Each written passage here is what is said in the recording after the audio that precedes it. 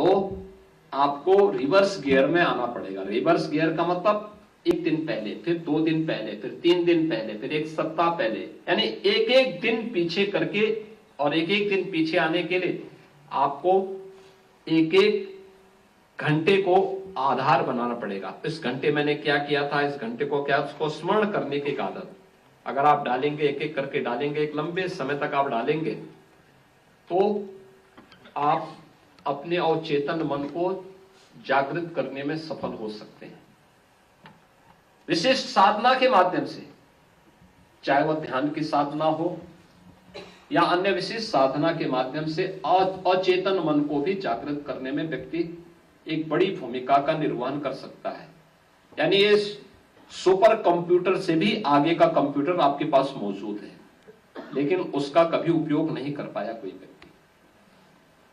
भारत का ऋषि ही उसका उपयोग कर पाया है, और इसलिए उनको, उन ऋषियों ने और उन योगियों ने, जिसमें हम महायोगी गोरखनाथ जी को भी मानते हैं, जिन्होंने उस चेतना के उस पार जाकर के, और चेतन मन की चेतना के पार जाकर के जीवन के रहस्यों को अपने ग्रंथों के माध्यम से उद्घाटित करके रख दिया है। और उस दृष्टि से जब हम करते हैं, तो उन्होंने कहा चेतना के उस पार जाने के लिए सामान्य व्यक्ति के लिए ध्यान की साधना में बैठना बहुत कठिन होता है, क्योंकि मन तो आपका बहुत चंचल होता है।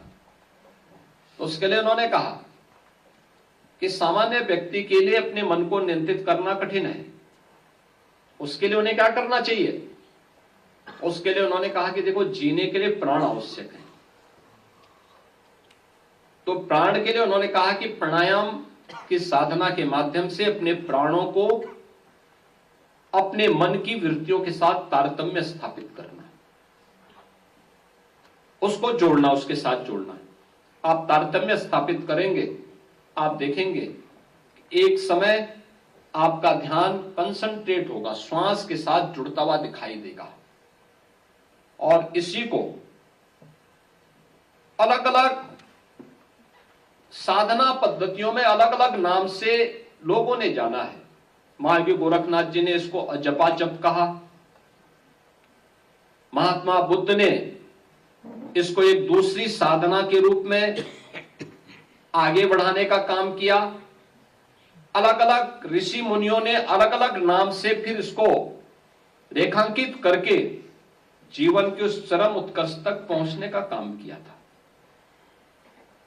चाहे वह जपा जप हो या विपश्यना हो, ये उसी अवचेतन और अचेतन मन को प्राप्त करने, उसको जागृत करने का एक महत्वपूर्ण माध्यम, आपको एक उच्च श्रेणी पर, उच्च आयाम पर पहुंचा हुआ साधक प्रदान कर सकता है।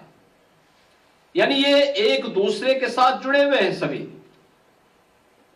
चाहे वह आयुर्वेद हो, चाहे योग हो, और चाहे नाथ पंथ हो। इन तीनों पद्धतियों ने, तीनों व्यवहारिक पक्ष पर विश्वास करते हैं, तीनों ने जीवन की व्यवहारिकता पर विश्वास किया है, तीनों ने यह माना है कि पंच भौतिक शरीर